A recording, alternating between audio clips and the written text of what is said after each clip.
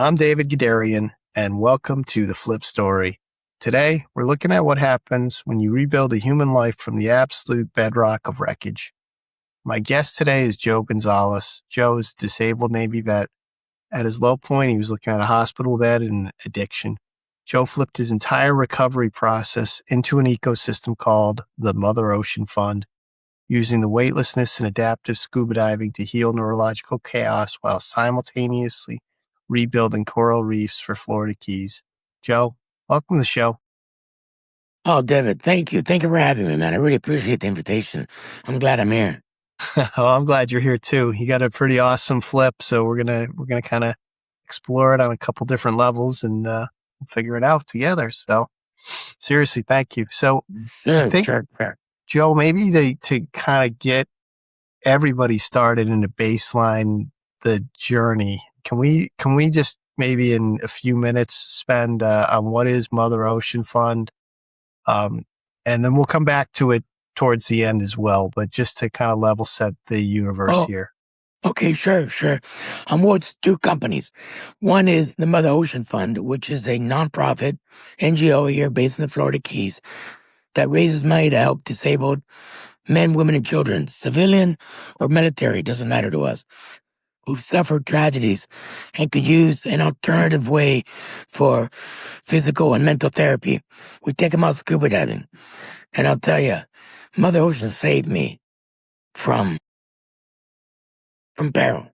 And no doubt about it. I mean, I don't know, do you scuba dive at all? You ever been diving? I've gone diving once in my life. Twice. One time I did not diving, but what do you call it?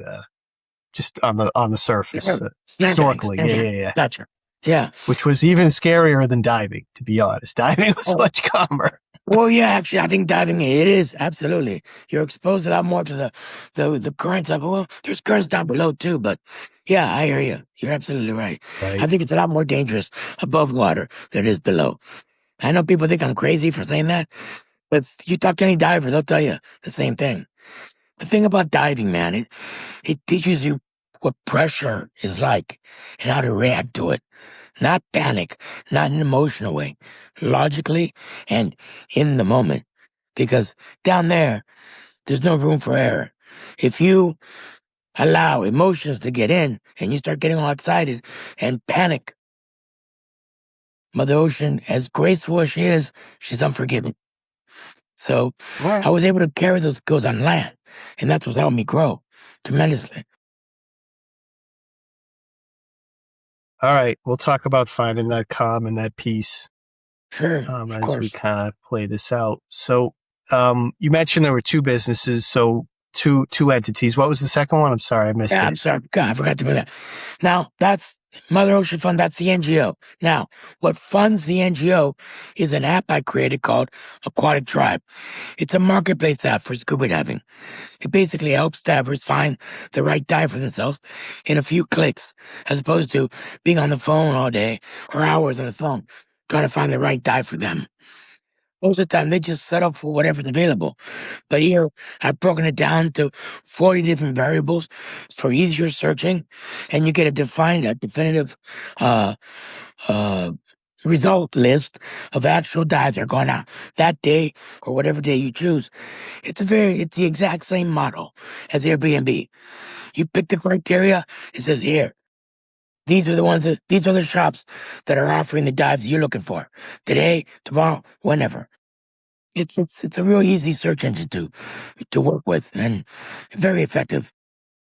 All right, we're gonna get into that too then. The how on that. Yeah, man. Yeah. All right, so let's talk about you pre all this. That's pretty good level set of kind of life. So where'd you grow up, Joe? I was born in Guayaquil, Ecuador, and I moved to New York when I was a baby, like 11 months old. New York City? Yeah, New York City. And then I went back to Ecuador and I lived there till I was like 5 or 6 in Salinas in Ecuador. And Salinas, I don't know if you've ever heard of it, but it's a little fishing town. Okay. It's back then. I mean, now I understand it's like Miami Beach. I haven't been back since I was a kid, but I understand it's very, very industrialized now. It's Yeah. like a big old, like a South Beach or Cancun. It's a big. When I was there, I remember one road, man. It's a one horse town, but there was a bunch of surfers, a bunch of divers, fishermen, Yeah. all hanging out, and I love that environment. So that That's when was, I go that's ahead. when I began. That's where my addiction for Mother Ocean I started. was going to ask, that was your Right first there. love, the first moment, huh? Absolutely. So, Absolutely, man. okay. So now you come back to New York or you do high Yeah. school? Okay. Well, no. Actually, my parents found that they found New York way too cold. We're coastal people, man. Like, nah, we're getting the hell out of here. So we moved to South Florida, Southern California in Anaheim. And that's where pretty much I grew up. All right. Anaheim, Buena Park, that area. Okay. And, Water, and then, oh yeah. swimming.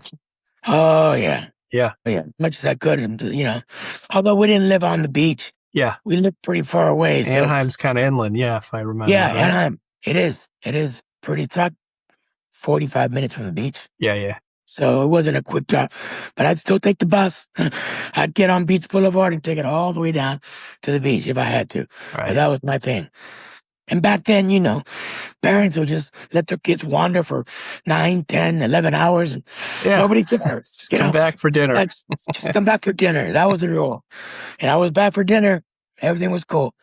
I'll tell you, you're absolutely right about the back then. So Yeah, no I kidding. don't want to get off topic at all, but I will say that for COVID, my son was, I think like 10 at the time when COVID was happening. And Yeah, we pretty much just told him, all right, get out. We'll see you at dinner. And so he got to experience that kind of life, which I know a lot of kids today are like way too plugged in. They're kind of yeah, unfamiliar with being outside. And no, you're absolutely right, though. So that was the journey you're running.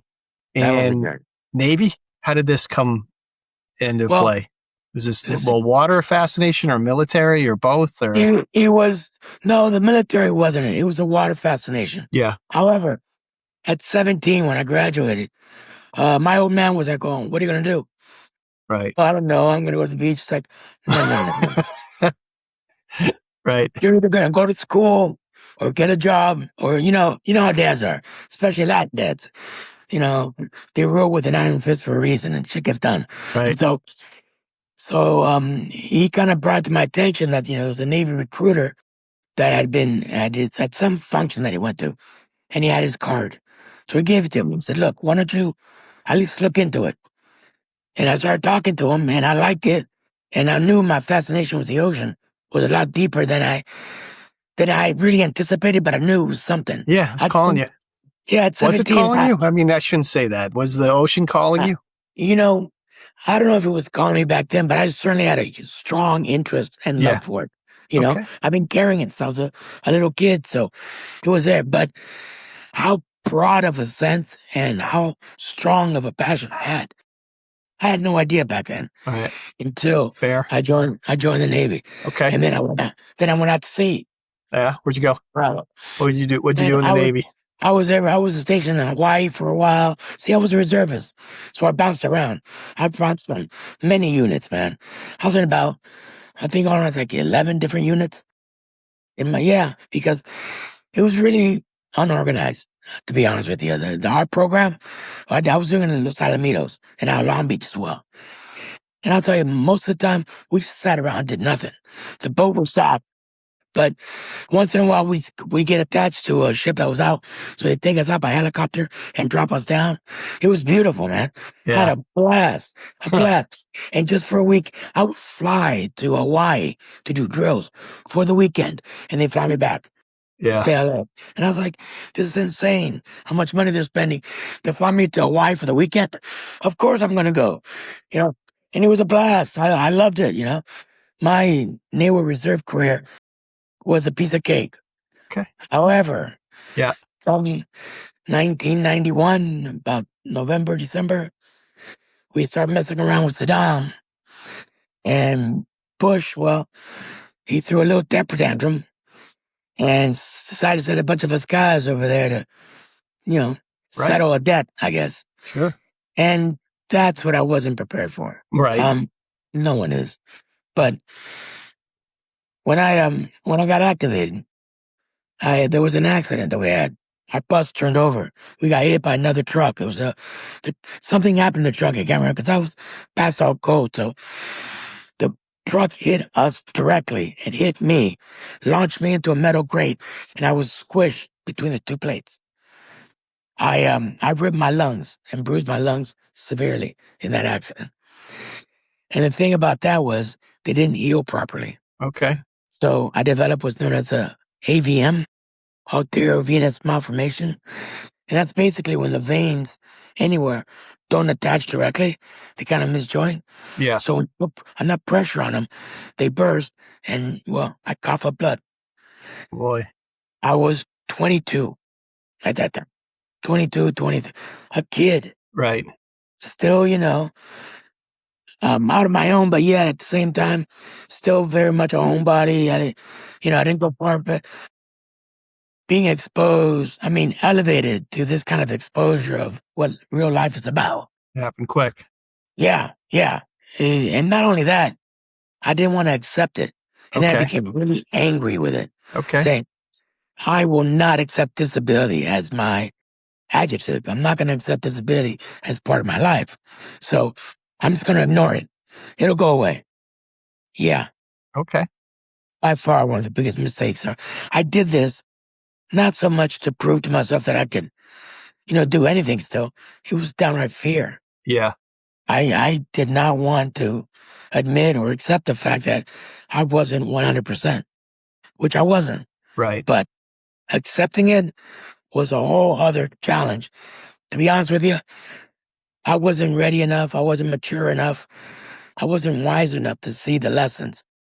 So I pushed myself. Okay. Dove the deepest wrecks, surfed the biggest breaks, parachuting, bungee jumping. All these extreme things to prove to myself, yeah, I'm a man. I'm capable Hmm. of anything. Nothing can stop me.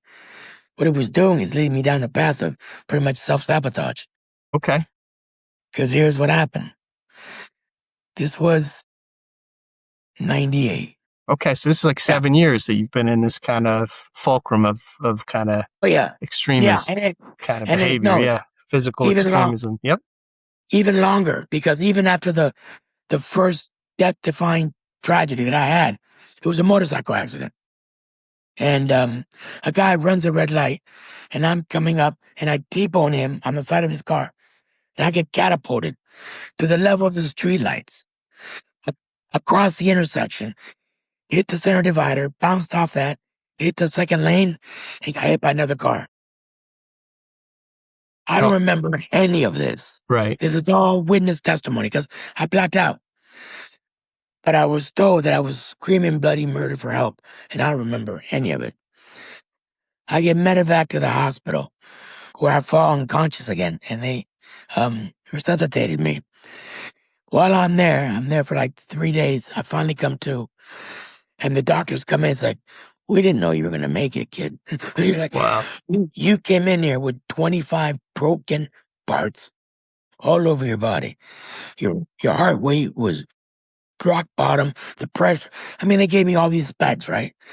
Like, you should not have survived. How you're here, we don't know.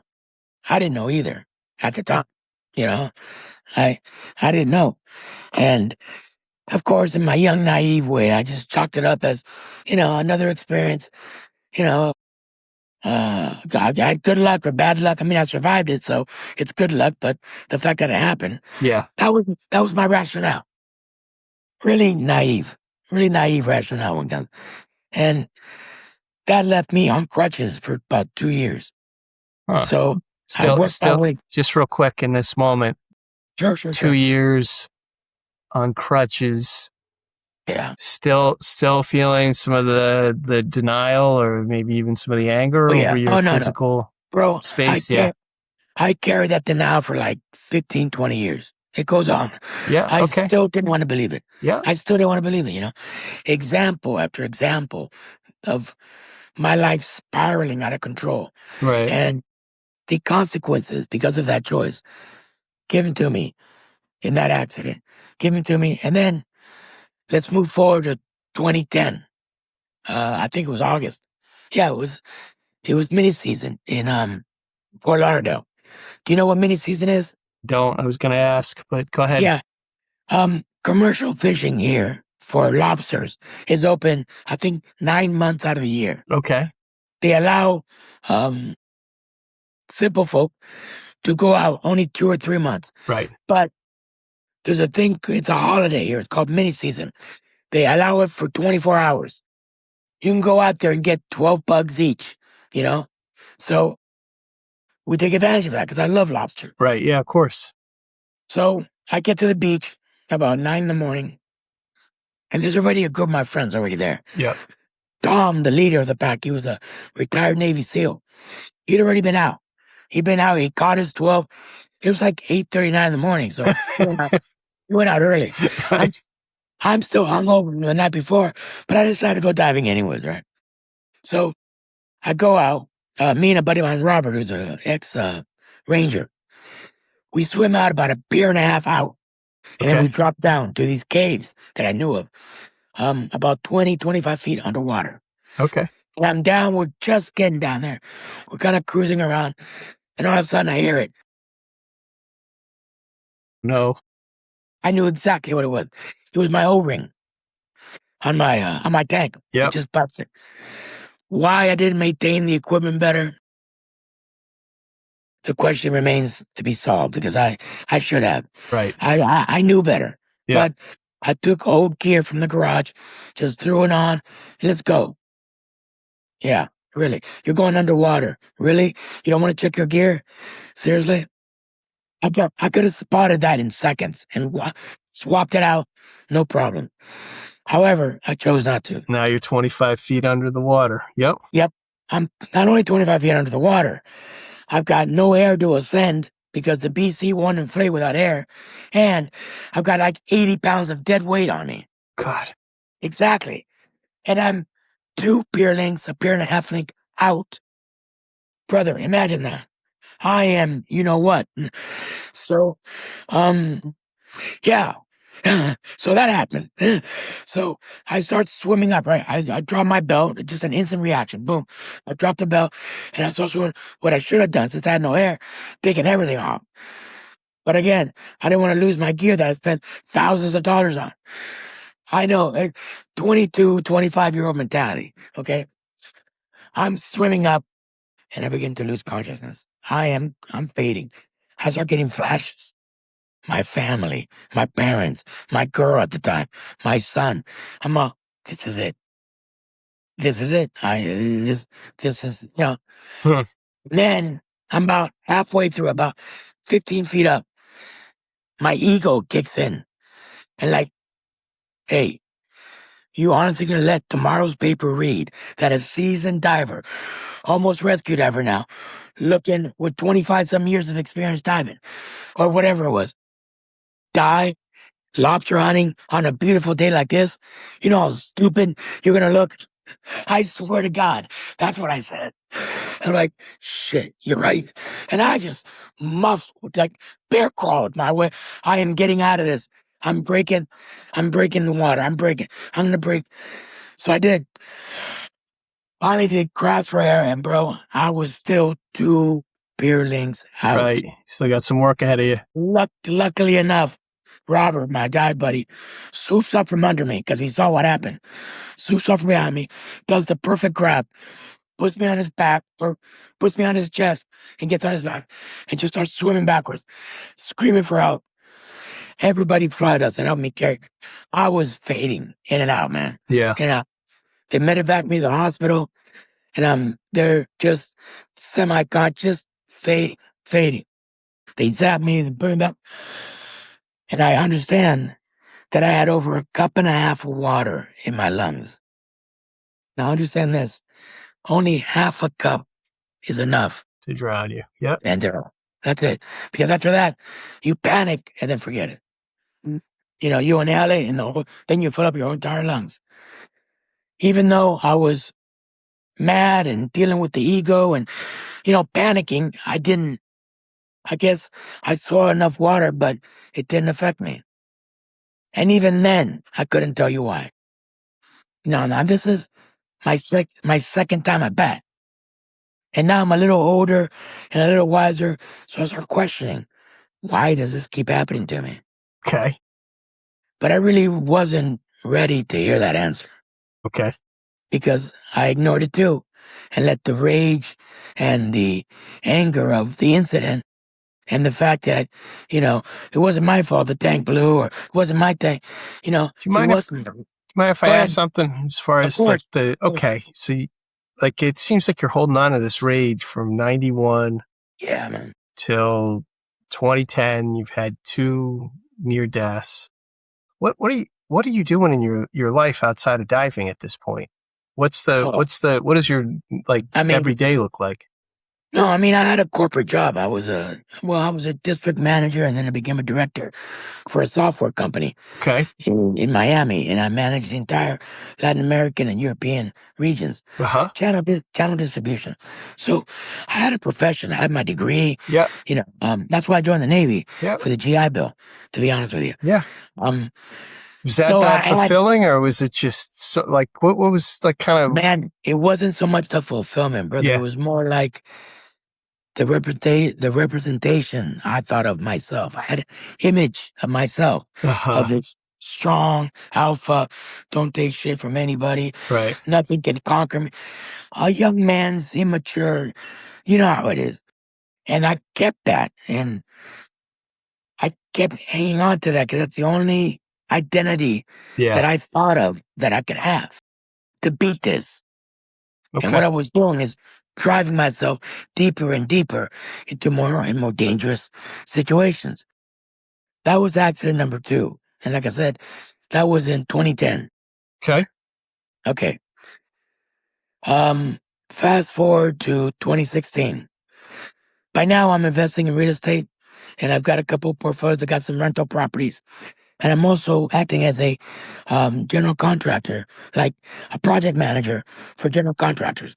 Managing them. Look, I'm repairing houses on my own and fixing them up and selling them. I can easily manage somebody's project. So that's what I was going on in my life. My son gets out early from school. And I gotta go pick him up. And I gotta drive clear across town to pick up a check. He and his buddy, I'm taking him with me to watch. They start nagging and nagging and nagging the hell out of me to drop them off at the skate park. Okay. So I can skate in the afternoon, Right. not going to do my thing, and then come back and pick them up and go get something to eat. Totally out of my way. Totally just adding more frustration to my day. All right. But thank God for the persistence. Thank God. The minute I dropped them off, I drove up. 30 minutes later, I'm making a ride into a cul-de-sac. And I get rear-ended going 85 miles an hour by this guy in a Escalade, a brand new Escalade. And I'm driving a 4Runner Right. with about, I don't know how many thousand, maybe 1,000 pounds with the tools in the back. So You don't I'm want a it. heavy. Right. He hit me at an angle so hard, it rolled my truck into another woman, broke her back and broke her hip. Oh my She God. was in her late 70s, mid 70s. She was destroyed for life there. That poor woman. And then I was unconscious. I didn't wake up for 3 months. I was in a coma for 3 months. During this time, I was having really violent seizures, just astronomical, bloody, very vivid dreams of slaughter. It's my anger. It was just, Okay. it was the devil, I believe. And at the same time, I think it was God himself, both of these guys, wrestling for my soul. 'Cause that's where God, I could not rest in peace. I felt the tension. I felt the heat. And that led me to chronic, violent seizures. It got so bad, they had to strap me down to the bed. Cause I was just knocking stuff off. I mean, Right. it was maddening. But yet, I was completely unconscious. So I couldn't tell you, the truth. I'm like, dude, I'm asleep, but I'm having these dreams. Okay. Just power forces going back and forth in me. That's what I remember. Real violent, real vivid of people that done me wrong and me getting revenge. My disability was one of them. How dare you come into my life? I didn't Right. invite you, that kind of thing. Right. Well, it's not going anywhere. Okay. By outrunning it, I basically magnified the problem.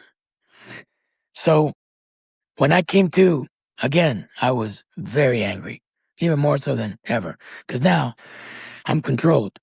Right. Not only am I hurt, not only am I restrained to this bed, but I'm also strapped down to the bed because I was pulling stuff off. Right. I was angry. I wanted out. I'm up. Okay, get me out. They're like, "What are you, crazy? Are you kidding me?" And my parents were like, "Dude, you didn't see what we saw. You know, they witnessed everything." And where it got so bad, David, that they actually caught me wearing my neighbor's clothes, trying to sneak out the back door in the hospital. Right. You'd had enough in there. Yeah, I'm out of here. So it came down to one simple phrase. I said, "Look, if you keep this up, we're going to admit you to the 8th floor, or it will take a court order to get you out." Okay. Yeah, You heard that. yeah, yeah, yeah. It's like, shit. But I was still rebellious. I still wanted to get it. I was telling my 14-year-old son to get the car, just drive it around. You know how to drive. I showed you. Right. 14, yeah, it was just, I was reaching for God knows what, man. I wanted my freedom. I wanted my life back. And I wasn't going anywhere with this until I sat with this, which I had never done yet. However, I was bedridden for 2.5 years. You had a lot of time to think. Okay. I couldn't do anything. I'm strapped to a feeding machine. I'm strapped to a breathing apparatus. I wasn't going anywhere. Okay. So in my recovery, in the hospital, like I said, I was strapped down and I was, threatening everybody. I was just a vile patient. Yeah. I was. There was one nurse, Nurse Pratsiki, an Indian woman, East Indian, came into my room every night. She was on the night shift. And she just pat my hand. Joe, calm down. No, fuck you, get me out. Get me, Joe, this is not you, Joe. This is not you. I know this isn't you. And every night she'd do this for hours on end, just talk to me. And I was so mean to her and didn't want to hear anything. Insulted every generation her family ever had. I mean, I could be pretty brutal. And the thing too about that is I was scared to admit what she was telling me. That I was going to be okay because I didn't feel that. Yeah. I didn't feel it. At the time, I didn't know who the hell I was. Huh. I've been angry. Sure, I've raged out, but not like this. Right. I didn't realize I could possess such violence, such, Okay. it, yeah, it showed me a side of me I never knew I had. Huh. And, by seeing that and then her taking the time to show me that really wasn't me, threw me for a loop. I didn't know what to think of it. Like, what the hell is this lady talking about? Then, in her kindness soul, she mentions Vipassana meditation, if I'd ever done it, if I knew anything about it. Now, that's the second time Vipassana had come into my life. I had an ex-girlfriend who was really into it. She Yeah. did the retreats and she's gone traveling and done the whole spiritual retreat things all over the world. Okay. She was trying to get me into it. Yeah. I always kind of laughed at her. Just thought, no, I'm not hocus pocus. I mean, Right. really immature and closed-minded thought for something that was incredibly powerful. Do you know much about Vipassana? I know nothing about it. Okay. Vipassana meditation is not a religion. Yeah. It's a tool. It's a tool. It's a practice that you use to basically understand, accept your sensations, whether it's pain, an itch, a bad thought in your head. You recognize it and you let it go, and you focus on your breathing. It's a more of a physical form of meditation, where of course you sit and you close your eyes, but you really start focusing. Like you imagine a scanner, like you're going through a CAT scan, and the CAT scan, and if you feel an itch, you don't have to scratch. You see it. Okay, it's an itch. Let it go. Keep focused. Scuba diving helped me a lot with that too, because when you're diving, you have to be in the moment. You're checking your gauges, you're checking your positioning, checking out your environment, see where if you see any indications of a strong current or or any um predators you gotta watch out for. You have to be physically, mentally, and psychologically focused. Yeah. If not, like I said, as graceful as Mother Ocean is, she's unforgiving. So any sort of deviation from that can get you jammed up very quickly. Knowing all this, that's what I brought to this moment. I started focusing on that because she was telling me to focus. I'm like, oh, like I do in diving. I just connected the two. I was like, Okay. okay, I can do this. So she started teaching me how to do it. And little by little, I started picking up on it. And I liked it. It really made me feel a lot more, okay, kind of like took that wind out of that angry sail. Yeah. Little by little by little. Now, granted, it wasn't a instant fix, I didn't take a pill and wake up, oh, I'm Right. in light. No, no, no, no. That was the beginning. There were many, many trips, many, many journeys from there. But what got me to pivot on that, and here's the story that even to this day, I went home and was basically bedridden for 2.5 years. In that time frame, I had a hospice nurse come in and help me with because I still have the tubes in me. Yeah. And little by little, I gained enough strength to be able to go back to the hospital and for a follow-up visit, like 6 months later. So I go to the hospital, I do the visit, and I grab a bouquet of flowers. I want to go thank her. Yep. Just she Right. was an amazing human being, went above and beyond her responsibility. She didn't have to do that. Right. So I wanted to, give her a little gift, something. So I go up to the fifth floor where I was, and the head nurse there looked at me like I had two heads. So she goes in the computer, looks it up. How do you spell that? And I gave her the spelling. There's nobody here by that name. I'm all, employees? What about contractors? No, they'd be on this database. There's nobody here. I'm like, come on. And I described her and I explained everything that happened. Sir, I'm telling you, no one here by that name. My goodness. I go down to HR. I'm all like, look, I know this is private information, but please, before I go batshit crazy, you gotta help me out here. I did this and I explained the whole story. And the lady was so taken back. She says, there's nobody here by that name. That's when I was like, oh shit, man. That's when I was all in. I gotta get this Vipassana thing. She sent me a message, man. Now understand something too. I was flying high on all sorts of opiates Yeah. during this time. I Right. mean, I just got off uh, a 3-month stint of Propofol, 8 units a day, which is astronomical. You know what Propofol is? I can gather. I don't know Yeah, exactly, but yeah. it's that milky stuff that killed Michael Jackson. Okay. Oh, it's that stuff. All right. 2 units is enough to knock out a horse, the doctor told me. Right. I was taking 8 a day just to keep me stable. Huh. For 3 months. For three Right. months, So you were a mess. I was a hot mess, but then it was all rage driven. It was all anger. It was all fear. I was walking into an environment I had no idea how to navigate. I had no idea how to get out of, or if I'd ever get out of it. Right. And even if I did get out of it, how was I going to be? This isn't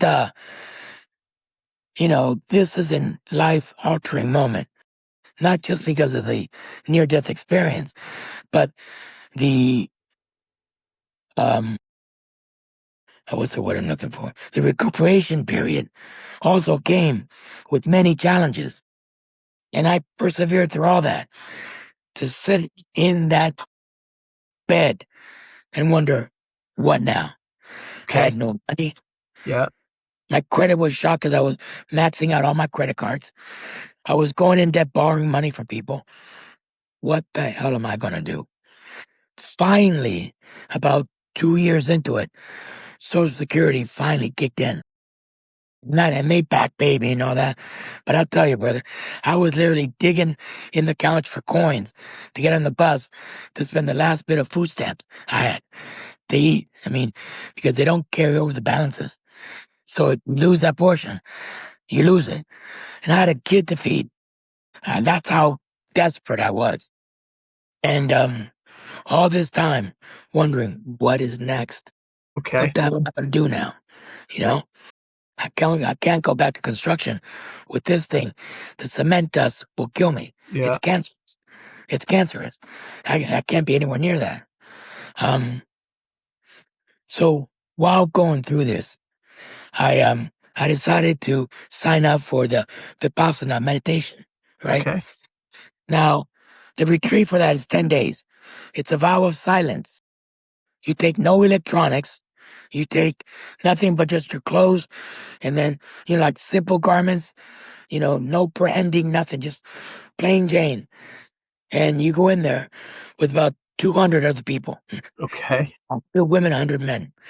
Now, mind you, it took 9 months for me to be accepted into this program because the waiting list is so long. So I was invested Okay. time, energy. Okay. Mentally, But where are you on this? So you're like, are you still mentally, angry? Are you hopeful, or listen, what's going on as you're about to enter this um, journey? mentally, I'm still confused. Okay. I know that I cannot keep on this narcissistic, macho guy. This just wasn't working for me. Okay. Enough was enough. Right. Okay. Something was happening to me that I couldn't put my finger on. I'll be honest at the time. However, I knew that a message was sent and the gate was open. Do this Vipassana course and see what happens. All right. So I did it. You were open to it. Yep. So now here's another story.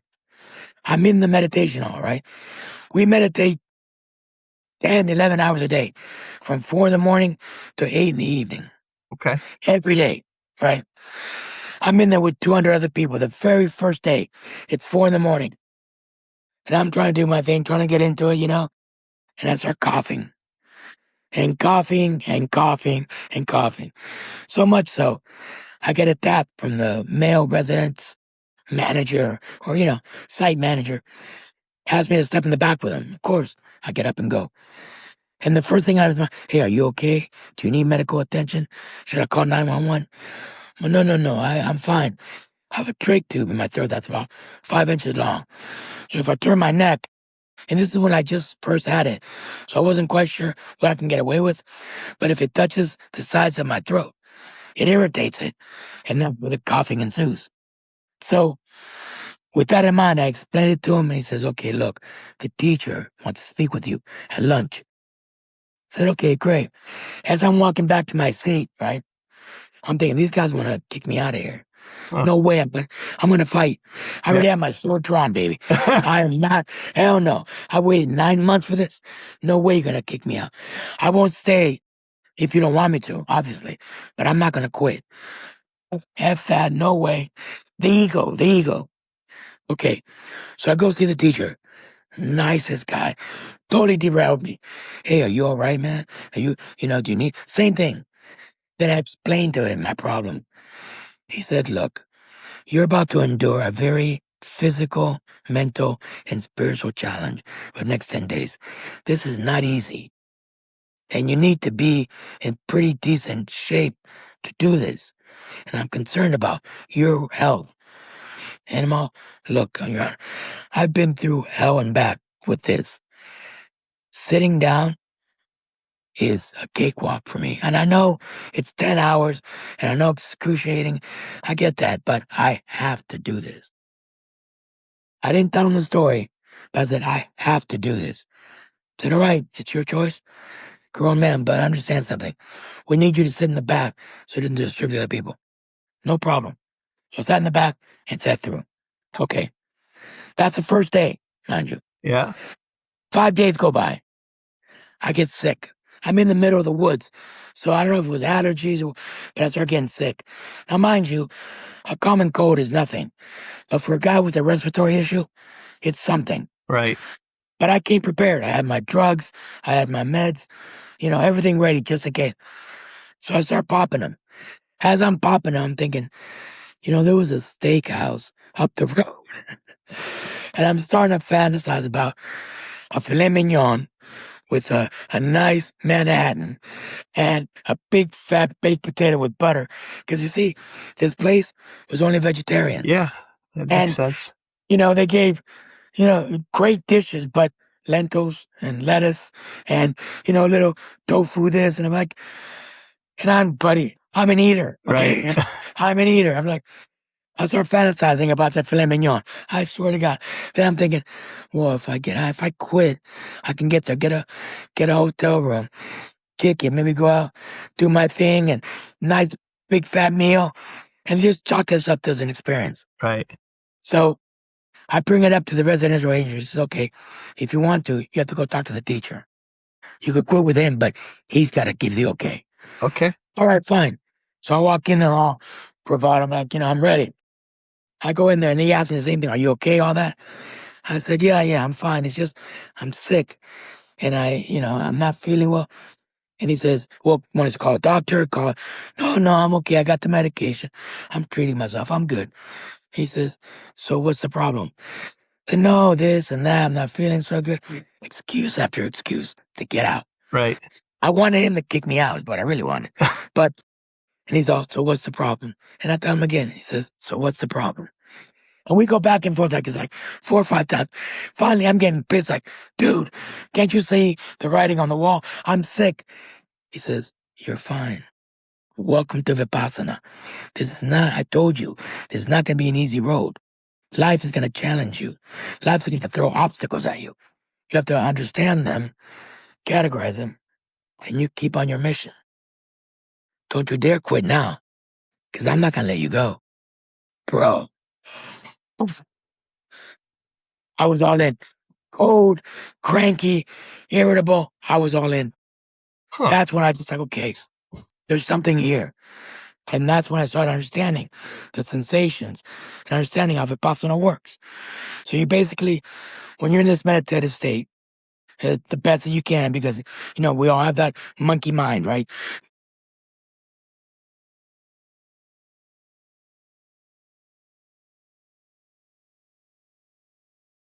Recognize the distraction.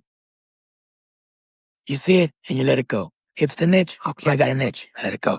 My back hurts. Okay, it's been there since I was a kid. I let it go. That's when I started to focus more and more on the mission Okay. and letting the obstacles just get out of my way because I was not going to quit. And that started a whole journey for me, man. Love it. Yeah, man. Yeah, because then. So that was, so just real quick, just in that moment, so that was your aha moment with that discussion with the guy running the group. With Vipassana. Yep. That's where my aha moment started. Okay. And then I practiced it for years. Okay. But yeah, that was that was my fork in the road. I was going to quit, remember? Yeah. I wanted out. Thank God I didn't. I'm glad I stuck to it. And check this out. So everybody takes a vow of silence for 10 days, right? Okay. Nobody can speak to anybody.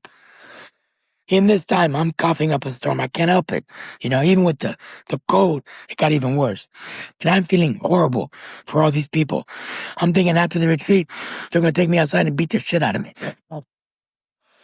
I'm just thinking, total opposite happened. They were thanking me because I gave them inspiration. And if I could stick to it, so could they. Nobody quit. Nobody quit. And I don't want to say it's because of me, but I guess they turned it on me. It's like I was blown away. My point is this: perception is everything, bro. It's what you think. What you think in your head, you perceive in your reality, and it's not necessarily the case. You Right. know, we jump to these conclusions. You know, we think we're being harmful when, on the other hand, we're actually helping. Which these are factors I didn't really take into consideration. You know, I just thought what I thought, and that was it. That was me. But digging deeper, I come to realize I was wrong. Huh. So That's awesome. yeah, man, thank you. That was part of it. Yeah, and then So I go go ahead. ahead. I was No, no, just no, go ahead. going to ask. So just to talk a little bit about this journey. So you got one of the things that really kind of fascinated me about I wasn't anticipating this whole story. I want to be very clear. This is awesome. But one of the things that I appreciated right uh, quickly when I was prepping for this interview was this idea phrase on it, this adaptive diver program that you have Yes. in Mother Ocean. And so now I can kind of see how that tied into your story. Huh. Yeah, man. Neat. Yeah. Scuba diving started my journey, and I had no idea that it was what it was doing to me. Mother Ocean became my scrying. She showed me who I am and what I can be. She showed me what patience is. She showed me what functioning under pressure is like, real pressure. Right. Not the stuff you make up in your head that you think, you know, a to-do list of 50 things. Like, oh my God, you know. Um, the pressure I was feeling was actually physical pressure in the depths of not only Mother Ocean, but in me. Yeah. I didn't want to be what nature intended me to be. So I fought it. Accepting that meant defeat in my ignorant mind, because I didn't know any better. So to me, it was the constant diving and understanding the respect and humbleness that I had to accept. Being in an environment where I know nothing. I'm a stranger in this world, right? Although I've been diving for years, but every reef, every cliff, every wreck, none are the same. So you're dealing with constant variables that are pretty much set up to take you out if you're not careful. I was able to grow from that, take those, take that skill set onto land. Although I still quite hadn't mastered it, but I was already beginning my journey way before I even knew it. Even as a kid, when I first learned to dive, that was when it was beginning. Right. So when I look back, I'm thinking, holy shit, I've been preparing myself all my life to do this. But I had no idea. Do you feel that? Yes, You really feel absolutely. that? Huh. Absolutely. The project I'm doing now, Yeah. Mother Ocean Fund, the music festivals, yes, absolutely. Event management, building the app, everything I've done in my life, unbeknownst to me, of course, Yep. at the time, Yeah, sure. was building skills I had no idea I would need for such a magnificent, giant project like this. Because although we're small, we're not, the Facebooks of the world yet, but we will be. Let the word get out. See Right. what we're doing. I mean, we are the only app that I know of anyway that's actually leading with purpose, where 25% of the revenue goes to ocean or human restoration. I don't know anybody who's doing that. So we're the tip of the spear, my friend. And as such, it comes with many challenges. Trust being one of them. And I'm slowly but surely overcoming that in time. But more so just the understanding of the project that people don't quite get yet. So that's why I'm here to present the project and to tell you that I've documented my whole journey in a book that I wrote called Depth, This Grind for the Broken. And it basically walks you through what you and I just discussed. Everything from the accidents to my reaction, to my contemplation, to my ignorance, to another accident, wash, rinse, and repeat. And to the third one where I woke up, it's like, okay, man, what the hell is this? Why do I keep doing this to myself? You know, I know it's me, so that's when I started finding, that's when I found Vipassana and I began that journey. And through that course, I made friends with people that were also meditators and there was a woman I met. She introduced me to ayahuasca and they were doing it with the VA at this church in Orlando called Soul Quest. Okay. And it was a nonprofit organization that sponsored vets with PTSD and such, like I had, to try ayahuasca to help you better settle your demons. That was the idea. I had no idea how profound this really was. Because by doing that, I went to a retreat. That was a week-long retreat there.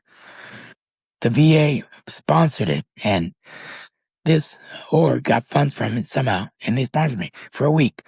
We're talking about a $7,000 program, bro. Yeah. I didn't put down. So I go, and I'm under the tree for 7 days. My God. My God. Mother Aya is like any other mother. She's loving, but she's also non-forgiving. She took me down memory lane of everything I had done and showed me the reasons why. She showed me I was letting my ego, that wicked double-edged sword we all have, that could help us, could save us, right? That fight or flight that we all dip into in times of distress to, either confront a predator or just save yourself from whatever peril you're in. You tap into the ego to use that. We all need it.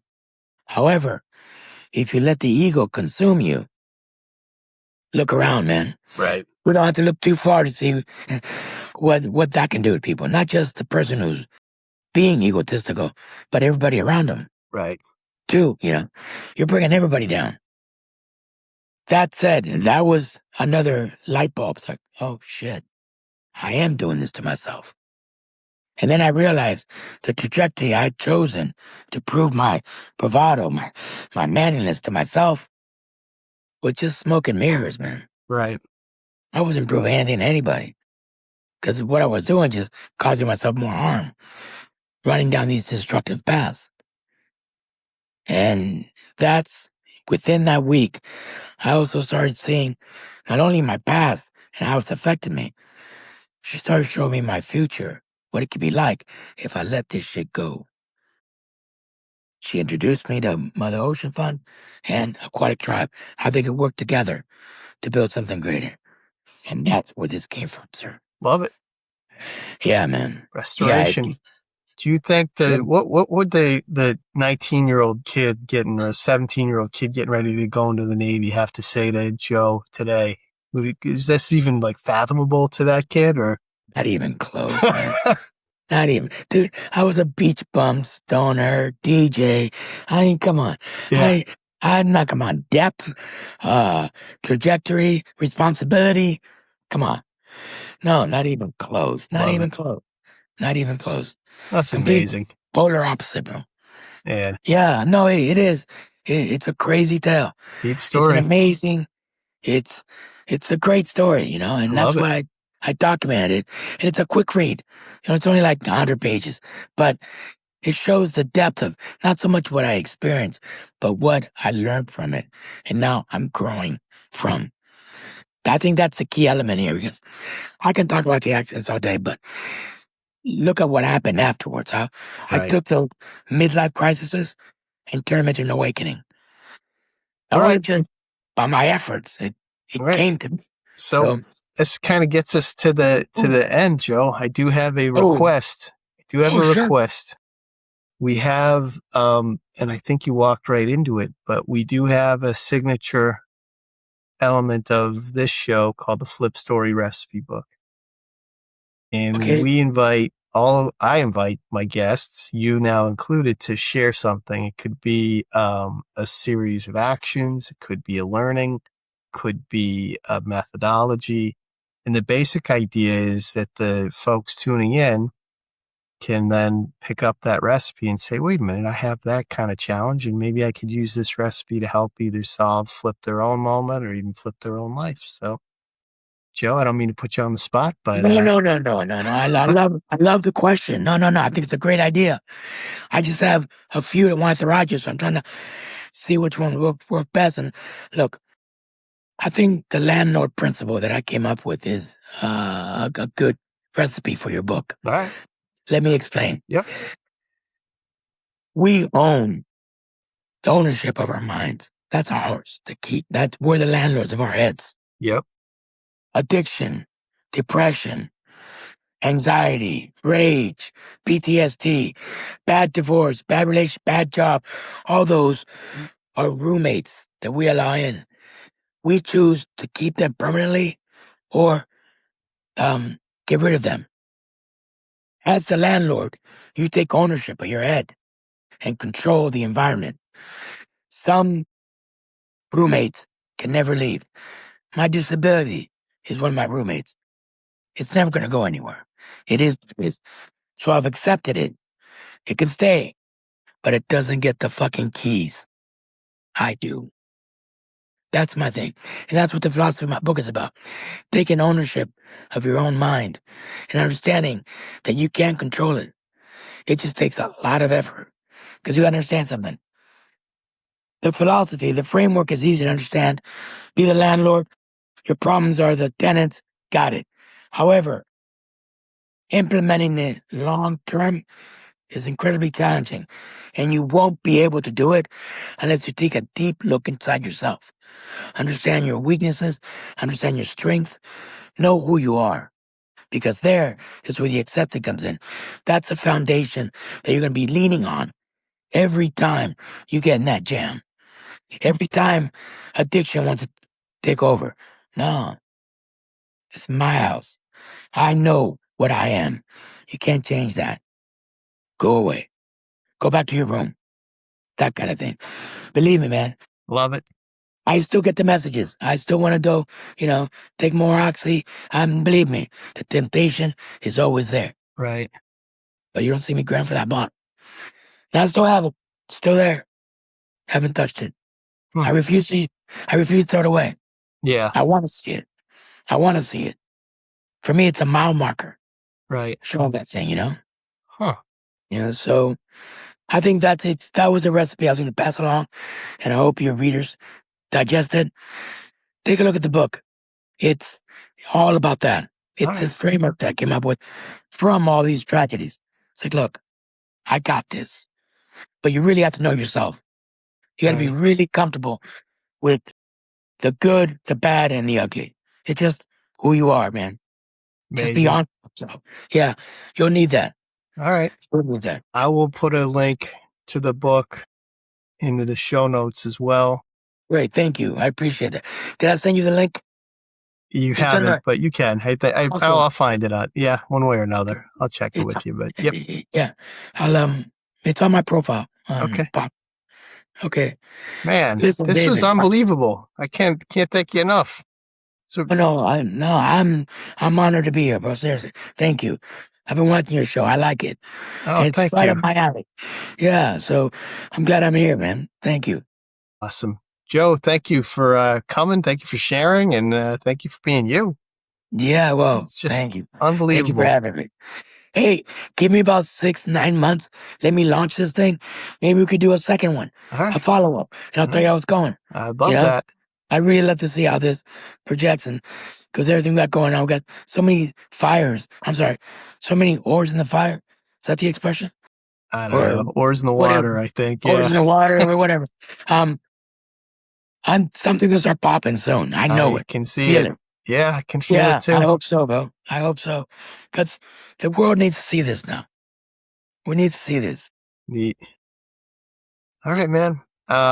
Right, I David. will shoot you a note if you don't mind shooting me back a note on the app, I got Sure. Of course. Mother Ocean. I'll certainly put a link in there as well. And you're actually the second diver I've had on the show. So I'm no kidding. it's Oh, a good. funny small world. But anyway, It is. It is. Joe, this has been amazing. Well, thank you so much. And folks, we're going to close it out here. All right. Thanks so much, Ed. All right. Bye, Appreciate it. everybody. Take care.